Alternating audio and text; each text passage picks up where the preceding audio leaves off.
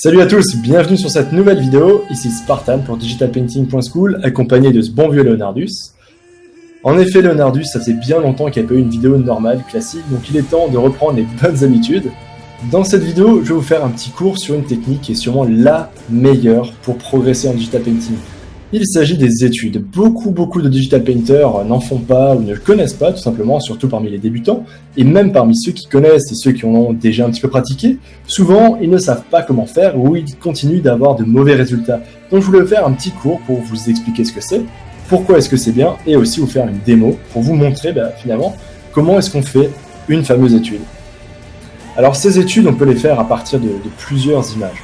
On peut les faire à partir de peintures de maître, donc des peintures classiques traditionnelles. On peut les faire aussi à partir de photographies et on peut les faire à partir, pourquoi pas, de screenshots de films. C'est d'ailleurs ce que je vais faire cette fois-ci. Alors je vous en parle parce que justement, comme je l'ai dit, c'est le nouvel exercice de cette semaine sur digitalpainting.school. Parce que pour rappel, digitalpainting.school était une nouvelle communauté, un nouveau site de digital painting, c'est gratuit, vous pouvez vous inscrire dessus. Et chaque semaine, il y a entre autres un exercice à faire par tout le monde que vous pouvez faire sur le forum, poster ensuite vos résultats. Et les exercices sont assez variés. Donc là, pour les deux premiers, c'était par exemple des études, donc y compris celui qui vient de sortir. Et c'est pourquoi, justement, je me suis dit que, tiens, si déjà je donne comme exercice à faire des études, autant que je vous explique ce que c'est, comment les faire, et comment faire pour que ce soit le plus bénéfique possible. Alors j'ai beau y chercher, je crois qu'en français, il n'y a pas de vidéo qui explique justement ce que c'est qu'une étude, et surtout comment bien en faire, en digital painting en tout cas. J'ai beau chercher, j'en ai pas trouvé. Donc là, je vais vous expliquer un petit peu comment moi je l'ai fait. Et déjà, je vais commencer par vous dire pourquoi est-ce que c'est vraiment bien. Concrètement, faire une étude, ça revient à copier une image. Mais copier une image, c'est pas copier une image bêtement. C'est de le faire intelligemment pour essayer d'apprendre et de comprendre des choses.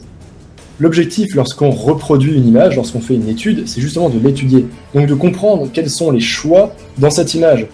Donc cela peut porter sur la composition, vous pouvez aussi étudier les valeurs, vous pouvez étudier les couleurs, vous pouvez étudier tout ce qui est brush par exemple, donc les coups de pinceau, ou les bords sur des peintures. Vous pouvez aussi étudier tout ça à la fois, l'éclairage, les couleurs, donc il y a plein de choses. Et en plus de ça, ça vous entraîne également bien sûr en dessin et dans votre pratique des brushes, donc ce qu'on appelle le brushwork. Donc c'est-à-dire être plus efficace en painting, donc plus rapide, faire des meilleurs coups de brush, etc. Donc non seulement ça entraîne votre œil, en plus de ça, ça vous entraîne sur tout ce que vous allez étudier, donc vraiment vous concentrer sur les valeurs, les couleurs, la composition, donc tout ce que je viens de dire. Et en plus de ça, c'est plutôt marrant. Si, je te jure. C'est pas un truc marrant, genre, pour des geeks, c'est genre vraiment marrant, tu peux y prendre du plaisir. C'est vraiment sympa, faut que ça reste un jeu, et c'est d'ailleurs comme ça que je le propose sur digitalpainting.school, c'est vraiment un exercice à faire pour s'amuser, tout le monde le fait, et il n'y a pas de limite de niveau. C'est surtout ça aussi qu'il faut se dire, c'est que n'importe qui peut faire une étude, qu'on soit un professionnel, un expert, d'ailleurs c'est le cas, tout le monde en fait, même les pros continuent en général d'en faire, tout comme un débutant qui vient de débuter, à partir bien sûr du moment où on maîtrise un petit peu les brushes et certaines bases, on peut commencer à faire des études. Alors bien sûr, si vous avez déjà eu des cours pour comprendre comment fonctionnent les valeurs, la composition, les couleurs, etc., ce sera encore plus bénéfique parce que vous avez déjà appris, vous serez exercé sur ces notions, donc ce sera encore plus clair et évident lorsque vous ferez l'étude. C'est-à-dire que tout ce que vous allez voir, vous allez le décrypter automatiquement. Donc bon, pour tout ce qui est cours, il y a tout ce qu'il faut sur digitalpainting.school. Maintenant, je vais vous montrer cette étude. Alors pour cette fois, je décidais de ne pas partir d'une photo, de ne pas partir d'une peinture de maître. Je me suis dit que ce serait sympa de prendre un petit screenshot des films.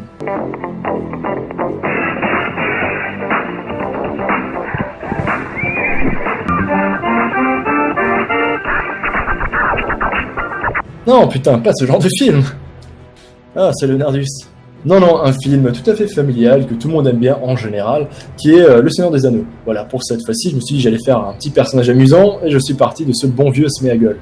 Donc j'ai pris Gollum, et je me suis dit que pour l'exercice de cette semaine, on allait partir là-dessus, et tant qu'à faire, pourquoi ne pas vous montrer comment faire une étude? Parce que j'ai vu lors du premier exercice que certains avaient des difficultés, etc. Donc je vais vous livrer quelques astuces pour encore mieux les faire, et surtout pour en retirer encore plus de bénéfices. Alors c'est parti, je vais passer sur Photoshop.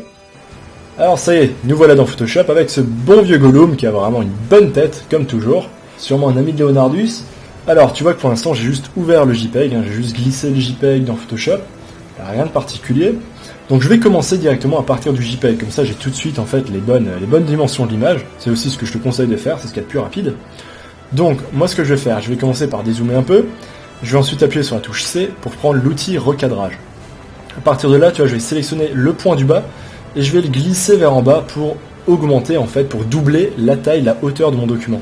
Puisqu'en fait je vais me garder la référence en haut et moi je vais peindre juste en dessous. Donc l'idée c'est bien entendu que mon image en bas est exactement la même hauteur que Gollum au-dessus. Donc c'est pour ça que je place ici le point du milieu, tu vois, le centre, vraiment à la fin de la première image. Comme ça je sais que cette partie en bas, cette moitié, a exactement la même taille que celle-ci. Donc là je fais entrer. Et là, tu vois, si je les zoome, on a effectivement une image qui fait vraiment 2 fois la hauteur de l'image de base. Donc c'est parfait, c'est ce que je voulais. Je supprime ça. Là, je vais enregistrer ça pour en faire un petit PSD. Voilà, c'est pas plus compliqué que ça. Là, mon PSD est prêt. Donc tu vois que j'ai mon document ici. Je vais faire un nouveau calque que je vais passer en dessous. Donc on va l'appeler études. Celui du dessus, on va l'appeler référence. Voilà, je vais même le bloquer, tu vois, que je le bloque, comme ça je sais que je risque pas de le déplacer, je risque pas de peindre par-dessus si maintenant je m'emmêle les pinceaux dans mes calques. Oh, je m'emmêle les pinceaux, t'as vu le jeu de mots? Ouais, désolé. Donc, je vais repartir de ce calque-là et je vais peindre là-dessus. Donc, vu qu'il est en dessous de ma référence, tu vois, je ne passe pas par-dessus. Voilà, c'est évident, mais je préfère le redire. Donc, c'est pour ça que j'aime bien commencer mes études comme ça. Je crée toujours mes PSD de la sorte. Donc je commence déjà par appliquer une couleur de base, une couleur du fond. Et là, avant d'aller plus loin, je vais quand même t'expliquer 2 mots sur comment ça va se passer. Donc l'objectif lorsqu'on fait une étude, c'est pas de copier bêtement l'image. Comme je l'ai dit, c'est pas juste de prendre une zone, par exemple celle-ci, voilà, et de la copier, et de la coller exactement comme je peux ici avec mes brushes. C'est pas ça. Le but c'est pas de prendre pixel par pixel et juste décalquer et recopier. Ça c'est la méthode, on va dire, un peu bête, parce que tu vas peut-être gagner 30% des informations que tu peux vraiment ressortir de cette étude. Cet exercice, il est bien fait, comme je l'ai dit, il va t'apporter plein de choses. Non seulement tu vas t'entraîner bien sûr en digital painting, tu vas t'entraîner sur ta gestion des brushes, ta gestion des calques, etc., mais surtout, si maintenant tu fais cet exercice de façon consciente, tu vas retirer un paquet d'informations, tu vas apprendre plein de choses. Par exemple, moi j'ai choisi cette image de Gollum parce que je la trouve très intéressante. Premièrement parce que je trouve qu'elle n'est pas extrêmement difficile. Donc il y a des captures d'écran ou des peintures qui sont beaucoup plus dures à reproduire comme référence. Donc là ça va, on a un fond qui est flouté, il n'y a pas grand chose, et on a juste un personnage devant. Certes, c'est pas le plus facile à dessiner, je suis d'accord. Cela dit, on a juste cette scène, et moi ce que j'aime bien c'est que déjà il y a une grosse ambiance, il y a vraiment une atmosphère dans cette image. Du coup il y a des choix d'éclairage et de couleurs qui sont très prononcés. C'est-à-dire que là, on a Gollum qui est dans sa cave, il y a une ambiance qui est vraiment inquiétante, et cette ambiance inquiétante se retransmet à travers les choix visuels. Par exemple, on a une image qui est relativement sombre, et tu noteras d'ailleurs, par exemple, que le fond est très sombre, et que la seule chose qui se détache vraiment de l'image, si maintenant on prenait par exemple l'image en tout petit comme ça, la seule chose qu'on arriverait à reconnaître, c'est le personnage, c'est Gollum. Tu vois que lui, il a des teintes, il a des valeurs, comme on dit, donc la luminosité, il a des valeurs qui sont très claires au niveau de la lumière. Donc c'est pour ça qu'il se détache bien du fond. On peut aussi voir qu'on a un contraste de couleurs qui est assez intéressant dans cette image, puisqu'on a tout qui est relativement bleu, et on a juste Gollum avec sa peau qui est un peu plus chaude, qui est un peu plus blanchâtre et rosée, qui ressort vraiment du fond. Ensuite, c'est aussi intéressant de regarder pas juste la forme, mais aussi le fond de l'image. Par exemple là, on a vraiment une posture qui est digne de Gollum en fait. C'est-à-dire qu'il se tient pas droit normalement comme n'importe qui. On voit qu'il est sûrement dans une position à moitié à 4 pattes. Il a cette espèce de visage intrigué, malicieux. On sait pas trop ce qu'il a en tête, mais il a une expression qui est vraiment intéressante. Donc même ça va être intéressant à reproduire. Ensuite, pareil, on pourrait se poser des questions sur les choix d'éclairage, donc là je vais pas rentrer dans les détails parce que forcément je me suis amusé à enregistrer des cours qui sont sur digitalpainting.school et qui sont extrêmement complets sur tout ce qui est lumière, etc. Mais là, juste pour analyser en 2-2, on peut voir qu'on a une forte lumière qui vient du dessus et qui vient juste l'éclairer ici sur le côté, et tout le reste est dans l'ombre et on a juste une lumière réfléchie sur le côté, très légère, très subtile, mais suffisante pour que sa tête se détache plus du fond. Donc tu vois qu'il y a plein de choses à remarquer, et on peut remarquer aussi plein de choses au niveau des couleurs. Par exemple, remarque à quel point ses oreilles ici sont plus chaudes, elles sont plus rouges que le reste. Donc même au niveau des couleurs, il y a plein de choses à comprendre. Et le fait de les peindre et de te poser des questions sans cesse, en te demandant mais pourquoi est-ce que là je peins cette couleur, pourquoi est-ce que son oreille est plus rouge, pourquoi ceci, pourquoi cela, là tu vas comprendre. Donc, assez expliqué, assez parlé, je vais maintenant attaquer. Donc je vais commencer par mon fond. Alors vu que mon fond est flouté, moi je vais prendre un brush soft, c'est-à-dire un brush avec des contours flous. Voilà, ça me semble évident. Si mon fond est flou, bah, je vais prendre un brush flou. Alors sache tout d'abord qu'une des règles numéro 1, lorsqu'on fait une étude photo, est de s'interdire la pipette. Interdiction de pipeter les couleurs, tu vois, donc de les prendre directement sur la référence, de faire OK et ensuite de peindre en dessous. Là c'est pareil, tu vas t'enlever un quart de tous les bénéfices que va t'apporter l'exercice. Parce qu'en faisant ça, tu empêches ton œil de s'entraîner à détecter les couleurs. Alors oui, je sais que c'est 1000 fois plus dur de les détecter à l'œil nu et de bien les choisir à l'œil nu, mais c'est aussi ça le but de l'exercice. C'est justement de s'entraîner à choisir les bonnes couleurs. Cela dit, comme tu le verras après, tu as le droit d'utiliser la pipette pour vérifier que les couleurs que tu as choisies sont bonnes. Mais pas avant de les avoir choisies. Donc je vais te montrer ça après. Donc là je vais commencer par sélectionner la couleur dans le fond. Je vais essayer de trouver quelque chose qui s'en rapproche. Donc ça c'est un peu trop clair et pas assez saturé. Okay, c'est pas mal, un peu plus cyan. Ok, là je pense que je suis bien. Alors moi dans mon étude, justement, je vais pas me concentrer, j'ai pas envie de passer je sais pas 10 heures dessus pour rendre mon painting aussi réaliste que la référence. Donc par exemple, je vais pas trop me pencher sur le fond, je vais rester assez proche au niveau du fond mais sans perdre plus de temps que ça. Pareil sur Gollum, tu verras que je vais pas tout faire, tous les détails, toutes les textures, la petite saleté qu'il a sur l'épaule, je vais pas m'amuser à tout faire. Je veux juste faire une étude qui soit ressemblante. Bien sûr, si maintenant je voulais pousser le réalisme, je pourrais passer un temps infini dessus, mais c'est pas le but. En tout cas, pas pour moi. Donc, sache que dans une étude, pour le faire, parce que je sais qu'il y a beaucoup de gens qui ont du mal à débuter les études, commence toujours par faire les plus grandes masses d'abord. C'est-à-dire que tu vas pas commencer à faire, par exemple, les petits détails du fond, ensuite tu vas faire, là tu vas faire le début du personnage, alors là je vois qu'il a une petite bosse sur son dos, voilà, je continue, ensuite je passe à la suite. Bref, c'est pas comme ça, c'est pas détail par détail par détail qu'il faut faire, comme je l'ai dit, c'est pas zone par zone non plus la bonne technique. La bonne technique, c'est vraiment de faire d'abord les grosses masses. Donc par exemple là, tu vas sur un nouveau calque, je vais l'appeler Gollum. Je vais d'abord dézoomer. Je vais prendre un brush classique, voilà, je vais prendre mon brush carré. Je vais prendre une couleur donc sans pipeter, comme je l'ai dit. Alors là, c'est pas facile de détecter la couleur dans les ombres, j'ai l'impression que c'est assez vert. Là, donc justement, c'est ça le but, c'est ça aussi qui est génial avec les études, c'est que tu vas détecter, tu vas remarquer des choses que tu aurais peut-être jamais pensé. Par exemple, peut-être que tu aurais jamais pensé qu'il y avait du vert ici dans le corps de Gollum. Parce qu'à l'œil nu, on ne le voit pas à cause de la relativité des couleurs. Encore des choses qui sont expliquées dans le programme sur le site digitalpainting.school. Donc je rentre pas trop dans les détails, mais en tout cas, il y a plein de choses à remarquer et plein de choses peut-être que tu n'aurais même pas deviné. Donc là, tu vois que volontairement, j'ai dézoomé l'image pour ne pas être tenté de faire les détails.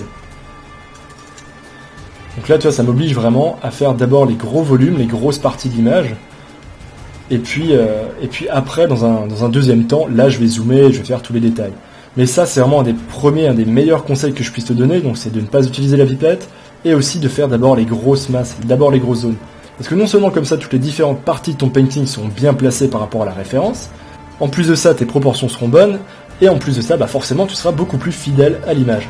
Et tu seras tout de suite parti dans la bonne direction dès le début, parce que si tu te rends compte, après avoir passé 4 heures sur l'image, qu'en fait, ton personnage est totalement décalé et qu'il est un peu trop grand, tu peux presque tout repeindre. Donc autant partir tout de suite sur les bonnes bases, bien détecter tout ce qu'il faut voir, ce sera beaucoup mieux. Donc là, tu vois, je fais une silhouette approximative pour Gollum.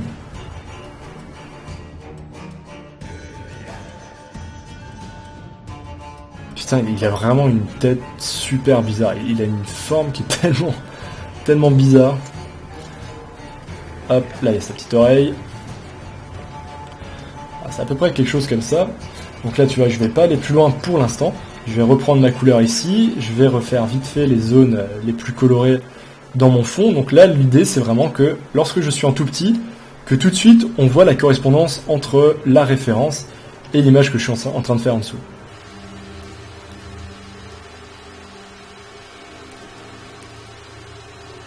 Voilà, donc là, tu vois, je sais qu'il y a un gros pic rocheux. Donc je le place à peu près là où il faut.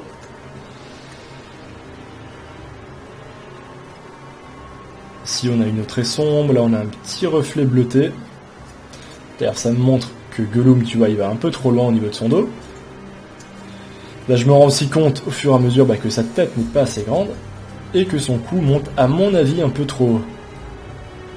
Voilà, je reviens sur mon fond.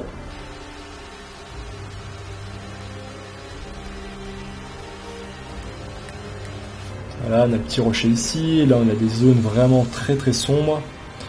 Avec ces rochers, voilà, pour l'instant, je vais pas aller plus loin dans le fond.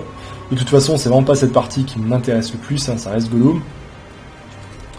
Donc maintenant, je vais dessus. Alors une petite astuce, si jamais tu as du mal justement à faire cette étape de proportion, à bien placer tes éléments par rapport à la référence, ce que je te conseille de faire, c'est la chose suivante. Tu fais CTRL-R, ça c'est une astuce ninja de Digital Painter. Donc comme ça, tu affiches la grille. Ensuite, tu viens ici, tu cliques, tu restes enfoncé à gauche, et tu viens tirer un repère. Tu vois, donc je vais placer par exemple un repère ici, au bord de sa tête. Comme ça, ça va me permettre de voir si ma tête est bien placée. Là, tu vois par exemple que pour l'instant, il manque encore quelques pixels.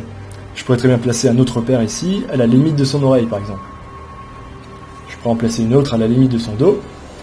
Et là, tu vois, je me rends compte tout de suite que mon personnage est pas trop éloigné. Ça va, c'est pas trop mauvais. Mais il y a quand même des différences. Par exemple, là, son dos va beaucoup plus loin. Je pense que son bras aussi est un peu trop à droite, si maintenant je vérifie. Bon, je m'en rends compte à l'œil nu, donc j'ai pas vraiment besoin de vérifier. Donc effectivement, il est légèrement décalé. Voilà, sache que si tu as du mal à bien reproduire les proportions, à bien placer les éléments, tu peux faire ça. Ensuite, tu peux juste faire CTRL, double point pour le masquer. Et si besoin, tu refais CTRL double point pour afficher. Voilà, petit raccourci pratique. Maintenant, je reviens sur Gollum. On va corriger un peu sa posture. Donc, je vais déjà lui rajouter de l'ombre là où il y en a. On va ensuite gommer tout ça. Voilà, donc là je commence à essayer d'avoir la bonne forme de son dos. Donc là, il y a son bras. Donc tout ça, là, on est carrément plus dans l'ombre. Je pense même que c'est une couleur beaucoup plus verte, à mon avis.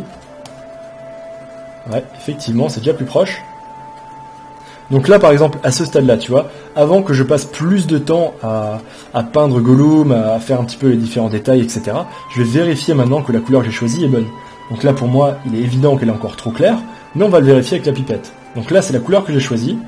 Et là, si je clique dans son torse, voici la couleur en question. Donc tu vois qu'ici, par exemple, c'est plus bleuté. Et là, par contre, j'avais raison. Donc tu vois, on est bien effectivement dans du vert.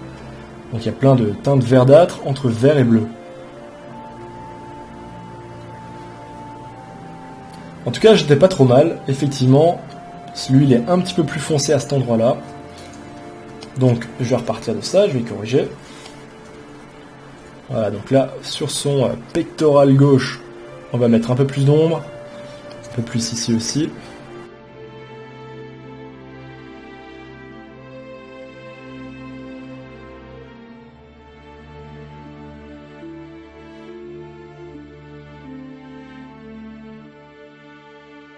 Alors bien sûr, là moi, tu vois que dans cette étude, je la fais directement en masse et directement en couleur pour aller vite. Cela dit, si c'est trop dur, moi je te conseille de passer, avant de faire tout ça, par une étape de croquis. Tu vois, donc avant même de poser le fond, avant même de poser les couleurs, tu peux tout simplement faire un croquis pour t'aider, donc ce sera beaucoup plus facile. Encore une fois, pour les croquis, il y a tout un chapitre gratuit avec, je crois, presque 5 heures de vidéo sur le croquis, rempli de cours et d'exercices à faire, donc je t'invite vraiment à les faire sur digitalpainting.school. Comme ça, tu pourras vraiment t'exercer. Donc tu vois, tu pourrais très bien t'aider d'un croquis. Là, on a sa tête, son énorme tête. Voilà, ses yeux ici, à son oreille qui ressort. Voilà, c'est extrêmement moche ce que je fais, mais c'est pas grave. C'est juste pour te montrer, voilà, qu'en tout cas, tu peux très bien passer d'abord par une étape de croquis, pour ensuite faire le reste du personnage. C'est sûrement beaucoup plus facile de décomposer en fait ton image en plusieurs étapes. Voilà, donc j'enlève cet immondice que j'ai peint. Je reviens là-dessus. Moi je préfère peindre directement en masse, en valeur, en couleur, parce que forcément moi, je suis un peu plus à l'aise, je suis plus expérimenté, donc moi je peux me le permettre, c'est dans mes cordes. Alors on va corriger un peu la forme de son crâne. Donc là je vérifie, j'étais effectivement un peu trop décalé à gauche, donc je vais décaler tout ça. Tu vois, j'utilise l'outil sélection pour déplacer sa tête.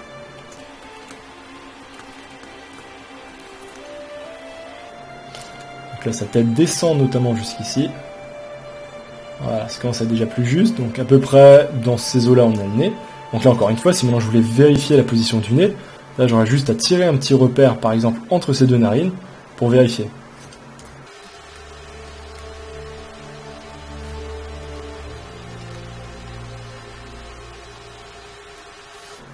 Qu'est-ce qu'elle est moche sa bouche. J'ai pas envie de lui rouler une pelle. Je pense que toi non plus. À part peut-être Leonardus, il a des goûts bizarres. Donc là maintenant je vais essayer de faire la zone dans la lumière, donc je pense que ça reste une couleur comme ça, un peu verdâtre. Effectivement à l'œil nu comme ça m'a l'air assez proche. Ici on a des reflets qui sont plus bleutés. J'arrive à les détecter sans trop de soucis.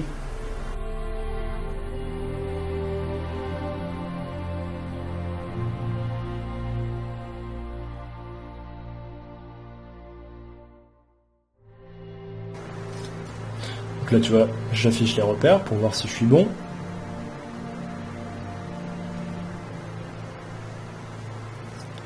Alors, je pense que son oreille commence plus bas.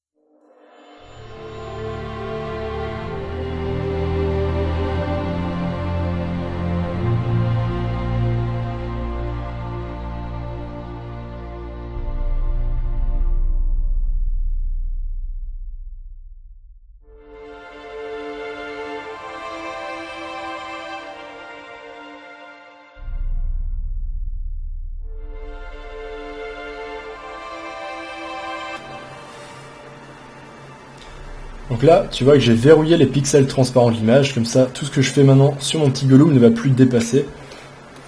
Ça c'est pratique. Et ce que je vais faire maintenant, c'est aussi un flip horizontal. Donc là, à l'aide de mon petit raccourci personnalisé, j'ai fait un flip, c'est-à-dire ça c'est ce que je vous montre, je crois presque à chaque vidéo. Donc ça revient à faire image, réglage, non c'est pas là-dedans, c'est image, rotation de l'image, symétrie horizontale de la zone de travail. Donc ça me permet ensuite d'avoir un œil neuf sur mon image. Là, ça permet notamment de voir que sa bouche n'est pas bien placée, je pense. Je vais retravailler ça tout de suite, je vais la replacer avec le lasso. Et je vais continuer à peindre.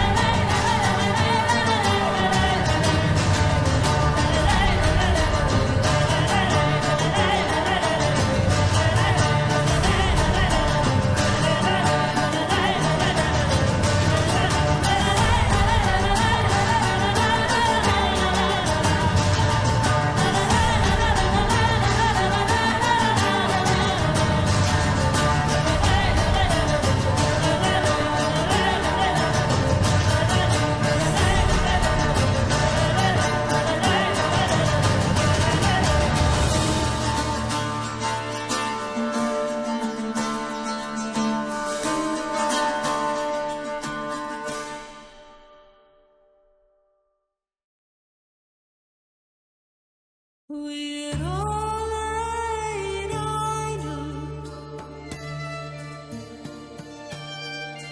with the keeping on the bill.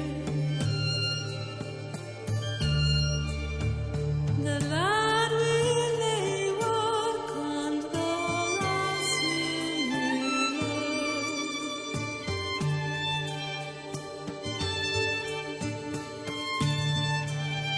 The lad will lay